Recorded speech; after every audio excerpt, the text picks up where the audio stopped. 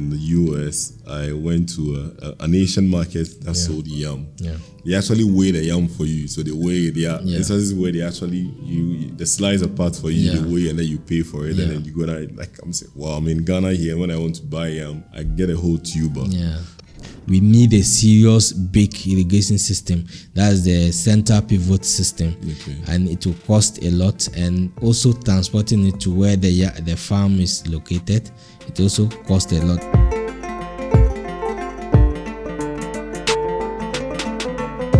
All right, Philip, Charlie, welcome to the ABC show. Thank you for the opportunity. All right. Yeah. So, I mean, I've known you for, I'll say, the last 2 years. Yeah. We've been on the same program together. Yeah. And I know you are largely into farming. I mean, you do potatoes, you do yam. Yeah. I'm sure there are other things you do that I don't know of yet. But what led you into this, and how did you grow up and to decide to go into farming?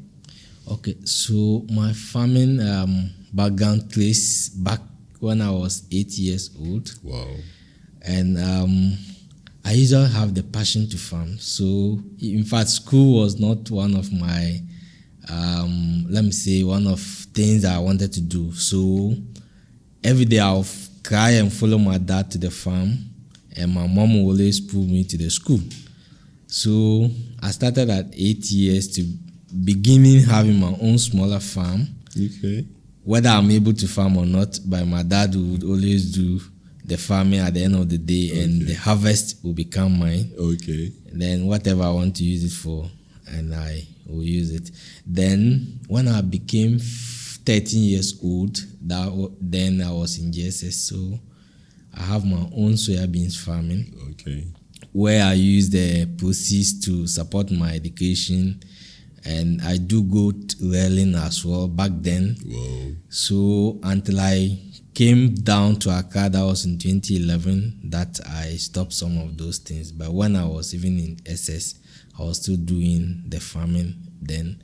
So farming has always been part of my life, and I always want to have my own farm. And growing up and beginning my profession as a scientist, working in the hospital, you see people coming to the hospital, and it is not just sickness, but it is about their stomach, which is they don't get good diet to eat, they don't get balanced diet, and sometimes someone will come and complain, but at the end of the day, you feel like the person is he needs some good food to eat, not medication. Okay. So I feel like being a farmer will help me serve a larger population than being a medical person, and having acquired the knowledge in science, it helps me to approach agriculture with a different mindset, and that is what led to me being a farmer. That's amazing. I can relate to some extent, because even though I grew up in Accra, we had farm as early as 10 years. I also knew we had gardens. I also kept goats and all that. Yeah. And I see how everything we do growing up shapes the things that we do as we become older. Yeah. And you saying that your background is in farming, you just relate how that has shaped you. So even though you are in school, you see how this was able to bring in revenue, and now you've moved into farming. So you are into yam. I mean, you mentioned soya beans, and why did you decide to go and farm yam and nothing else? Yeah, so I'm not doing only yam. Great. But I do yam on larger scale than the rest. Okay. I do yam, I do soya beans, I do maize, I do cassava, and I do millet. Wow. Yes. But the yam, the reason why I basically focus on the yam and the orange fresh sweet potato is because of the export value that it brings on board. All right. So you've been doing yam you've been farming for how long now? So, like I said, throughout my life, I've been a farmer. I mean, like large scale. I started in 2021. Okay. Yeah. So at least 3 years now. 3 years now, yeah. How has it been? How has the journey been so far? So it's been an interesting journey, full with excitement and challenges as well. So as a farmer, you need to have the mindset of being patient with whatever you put into the soil, because your desires will always never be what will be the outcome.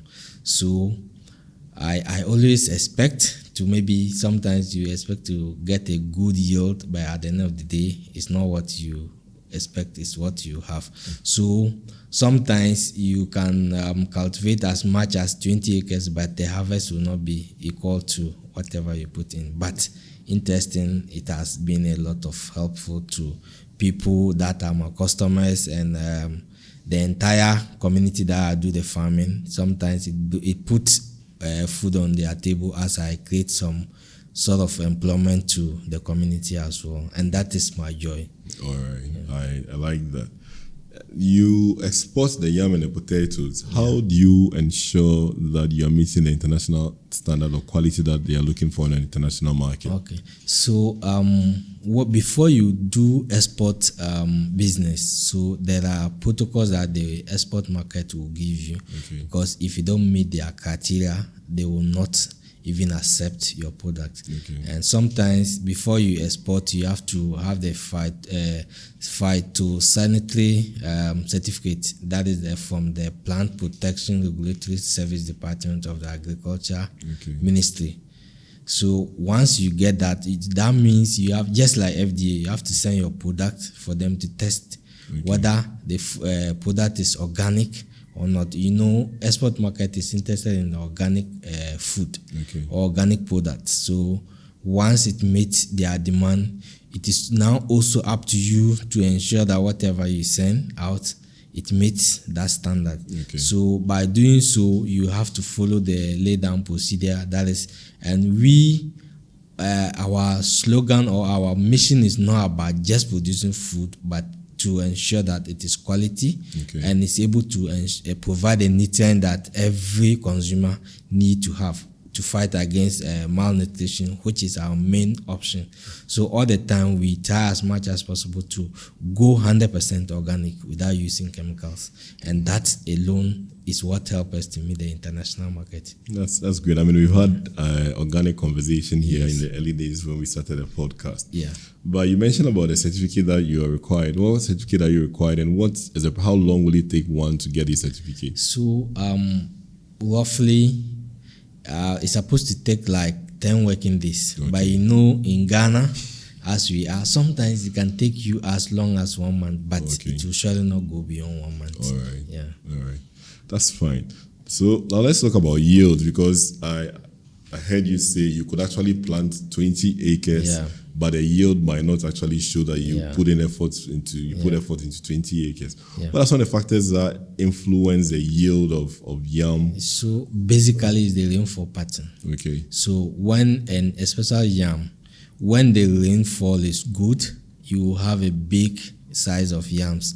So, but if the rainfall is not good, the size will be small because the yam need to get some amount of water to be able to expand in size. But once that water requirement is not met, you harvest some small sizes of yam, and that is what we experienced last year. And basically this year too, it will not be a different story as compared to last year. But are you able to apply irrigation in yam farming? So yes, so we have a solar panel irrigation system, but we are not able to let me say supply enough water to all the farm sites. So we are basically doing 3 acres with the irrigation system. So when after harvesting, we could see that aspect, the yams the sizes are good, but where we depend solely on the natural water, that one, the sizes are not really good. So we going forward, we want to expand that system to have at least 20 acres of irrigated farm, which will help the yield as we want. So I hear you, and I mean almost all farmers, even those in livestock, are complaining about the rainfall patterns changing, the climate change. And here we are dealing with issues of galamsey. So even the ones that are available to us to enable us to have more rainfall, destroying them. And it is also expensive to actually do irrigation. I mean, if you're starting up small, how have you survived so far? I mean, as a startup farmer, how have you survived this 3-acre irrigation system that you have, and how do you see yourself growing this irrigation thing up to cover at least 50-70% of your farm? Okay. So the solar irrigated solar panel that I have now that is able to supply 3 acres, I won it through a GIZ program. Okay. And that is what I'm using. And going forward, I've also made some lot of inquiries into how much I will need to set up an entire solar panel system that is going green in farming. Okay. And we'll have to get like about, let's say, 100,000 cedis to be able to have that kind of solar system that we need, which is what I'm working on currently. Right. Hoping that by next year farm season, I'm able to set that in. Well, I'm with you, brother. Yeah. I hope that things go well for you. Now, let's talk about yam. I know every time we had a pitch, you always spoke about your yam being puna. Yeah. What are the varieties of yam, and which variety is really doing well out there in terms of export? Okay, so we have a quite number of yams. We have Nyaminti, we have Puna, we have water yam, and we have different other what is grown at the Tichima, Kintampo, and others as well. And the export market is always focused on water yam and Puna. Okay. And the water yam, they are able to, because water yam doesn't spoil much as compared to Puna. Okay. So water yam can be in the export market chain for about 7 months. Okay. But the Puna will only last for just 3 or 5 months. If you're lucky. If you are lucky. But the longest it will go is 4 months. So basically I'm doing a Puna and water yam. Okay. And the water yam is what is sustaining us in the export value chain. I think it's somewhere in the US, I went to an Asian market that sold yam. Yeah. They actually weigh the yam for you. So they weigh instances where they actually the slice apart for you, they weigh, and then you pay for it, and then you go there. Like I'm saying, wow, I'm in Ghana here. When I want to buy yam, I get a whole tuber. Yeah. And I can see how expensive it is out there. What factors are influencing the prices? Because obviously once the thing leaves here and goes up to the export market, the price changes. Yeah. What are some of the factors influencing price of yam and other farm produce here in Ghana? Is it basically inflation, or we just don't value what the farmer does so much? Currently, I will say that inflation is one of the cost drivers in Ghana. Okay. Because when the inflation go high, market women or market dealers or they are able to stick to whatever that is happening. They will not be on the losing aspect as it used to be. Those days, things could be increasing, but farmers are always on the losing aspect. But let me say, after COVID, post-COVID, farmers are also on the eye-opening side. Once there's an increase in inflation or prices like fuel and other things, they are able to increase their farm size. And talking about the weighing aspect, for Ghana, it's very difficult to go with that system because people will come and pick this one, look at the size, whether it's big or small, before they will even try to bargain with the farmer or the market supplier. But outside that, before you export, we have a scale that you use. If you don't scale it up, you can't even export because at the end of the day, they need to know the number of tons you are exporting and know how many boxes that you are able to pack. Just after our pitch, you saw what you bought. In fact, you bought for me. I bought you. My yam that is supposed to be for the export market. That's how we package it and export. And we have 18 kilos, 25 kilos, and everyone come with come with a price that is supposed to be in the exported market. So in Ghana, you find now that our protein market is weighted or is weighed. So when you're buying protein, it's purchased sold based, unless when the fish has been processed, maybe smoked and all that, then it's sold in sizes. Yeah. I'm wondering how we are going to get into the point where we can actually weigh things like yam, plantain, and all that. Yeah. But another question is, How come you're not able to have yam all year round? Is it because few people are doing irrigation? Yeah. So, like talking about the skill aspect, so I think this have to be a drastic change from the government of the day. The government must have the willpower to change that old measuring system in our system, where even rice, you need to use a bowl, whether big or small. Sometimes the farmer will always be at the losing aspect. So until that drastic measures are put in place, the pattern will still not change. So talking about the all year round farming system, Ghana yam, because of the areas that yams are cultivated, it's only even the Techima aspect, they don't even do all year round, but their rain pattern is good. Okay. But they too, they do their yam farming from this period, let's say September or October, going, then they will harvest it in April. Then the rest period are fallow. So they are not able to do all year round farm season. But that is what I want to do different. Okay. At any time there will be harvest, just like we are doing the orange sweet flesh potato.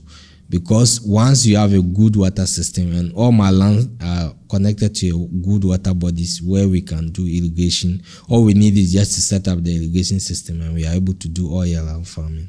Sounds interesting. Now, the export market. Yeah. Say I am new and I want to go into exporting yam on any agricultural produce. Yeah. What is the process? Can you walk us through that process? Okay. So if you are a young farmer like me that may not have the required resources as a startup, I will advise you to, let's say, liaise with those who are already in the export market, perch with them for some time and get to study the market terrain for some time before you venture there, or else you can lose your entire produce at a go. Because sometimes the supplier or the importer in, let's say, US or UK would like to have your produce in their country before they pay you. And sometimes the bad ones are also there. They can take advantage of your ignorance in the market and cheat you. But if you are dealing with a big guy who is already in the market, and he can even fly to go and know the customer before coming down to do the buying or the buying process or the bargaining process, it will help you. But if you still intend to go ahead with the export, you need to have your phytosanitary certificate. That's the FDA. Yes, certificate. That's the Plant Protection Regulatory Authority. Okay. You need to have that particular certificate. Then after that, you still need FDA certificate as well. That will prove that you are, because it's food. Okay. So you need FDA certification as well. Then you need to get your tax GRA certificate and all those things. Then you are able to be on a good side to export your business. And as well as the Ghana Export Promotion Authority certificate, you need to acquire that one as well. Because that is the only certificate that you can use to export things outside Ghana. If you don't have it, you can't export.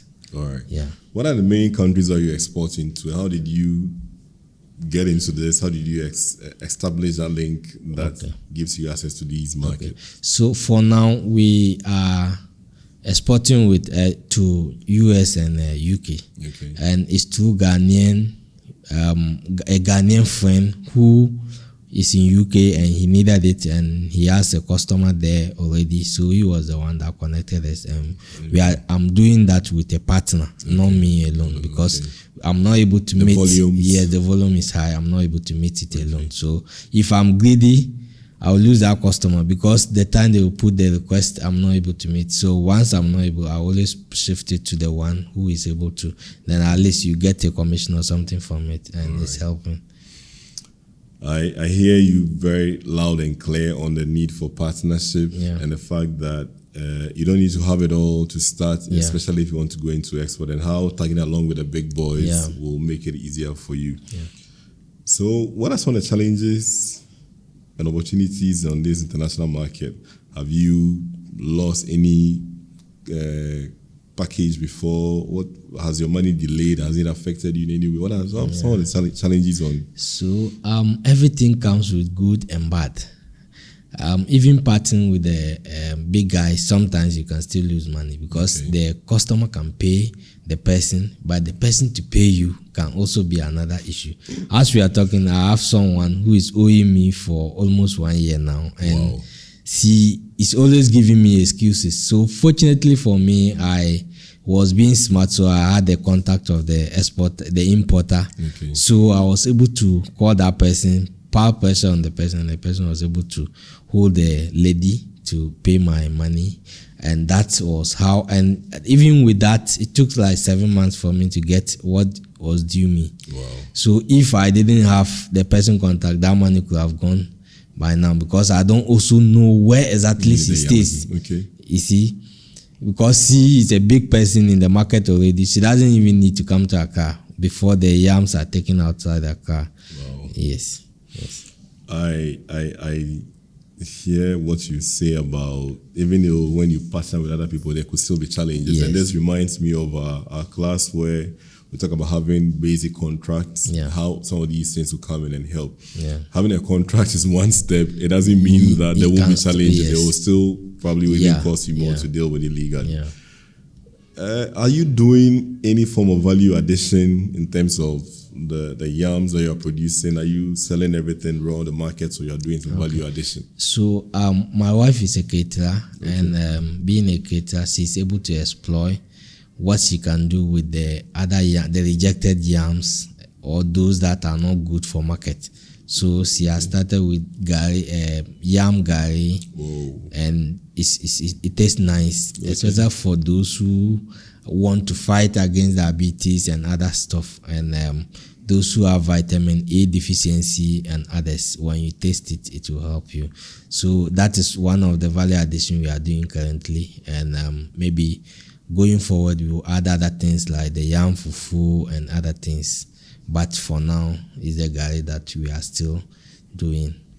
It sounds interesting. Next time, please come along with the 5 kg bag. We would like to test it on the show. Sure. In terms of growth, what are you looking at, and what kind of support are you looking at? Because you mentioned that the 3-acre irrigation system has been made possible because of GIZ. What kind of growth are you looking at, and how are you working towards that? So our growth plan, we are looking at over 700,000 Ghana cedis support.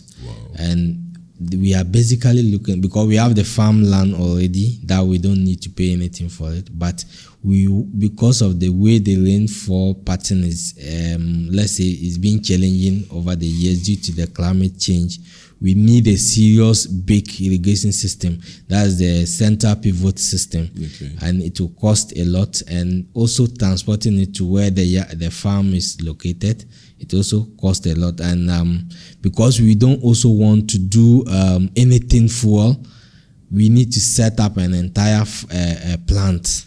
That's a solar plant for the whole system, and that is what we are looking at. Once we are able to set that, the farm can produce throughout the year without any challenges, because the water body is there and the water doesn't dry up. It's like one part of the Oti River. That place too, it will not cause flooding onto the farm, just like other aspects of the rivers that it do happen. So we are looking into a partnership to be able to acquire a big center pivot system for the irrigation. Here you will. Are you looking at giving out stakes in your farm? Are you looking at having other people invest some capital for a farming season where they can get their money back after you made sales, harvest, and sell? Yeah, of course. We even have a part where we call it Impact Investors Opportunities or platform, where you can invest and have some percentage of the capital that you've invested in our farm as returns. We are looking at between 22 to 30%, depending on the output, because that is what matters. And just like we were taught in the financial planning that is better to have, let's say 5% in a 10 billion company than to have 100% in 10 cities company. Yes. Yeah. So having stakeholders on board or people who want to take shares in exchange of support, they are highly welcome, and we look forward to that. Right. Yeah. Sounds interesting. And I asked that because I personally have tried something in line of that with Pigry. Yeah. Where we got other people to bring in some resources to enable us expand the farm. And I know that this is really doable once there's data and we are able to ensure that the yields are good and we're able to sell it as a quick way. How many months does it take yam to? So currently, especially the Puna, it takes like 6 to 8 months depending on the water pattern. The waterfall pattern. The rainfall pattern. Yes. And we are currently looking at another variety of Puna that can be harvested within 4 months. Wow. But you need a good water system to be able to achieve that. All right. Yeah. So now, anybody out there looking at going into agriculture, you are doing cassava, you're doing soya beans, you're doing yams, orange flesh potato. Yeah. What advice would you give them, especially if they want to sell beyond Ghana? Yeah. So if you want to sell beyond Ghana, the advice I'll give you is, one, you need to adopt an innovative features into farming. You shouldn't just be an ordinary farmer just like the others are doing. You have to think outside the box, not like an ordinary farmer. You need to adopt methods like regenerative agriculture, that is turning back the soil to maintain the soil nutrient and other things. You don't need to do these bushfires and other things when you are clearing the land. You need to also monitor the pH system. You need to have an integrated pest management controls where the animals or the living organisms on the soil, you use same things to be able to control the pests. That's what we call integrated pest management system. You don't need to use chemicals or other things. And looking up to the foreign market, you need to stick strictly to organic farming, because that is what will be able to sustain you. If you go and use chemicals on your product, before it even get there, they will test for the organic content of it, and if it doesn't meet their standards, they will reject your produce, and by the time they get back to Ghana, they are even spoiled or something, and it will be a big blow on you, or they can even ban you from exporting. Yes, just like last 2 years ago, Ghana was banned on exporting vegetables because of the high content of aflatoxins and other chemicals. All right. Yeah.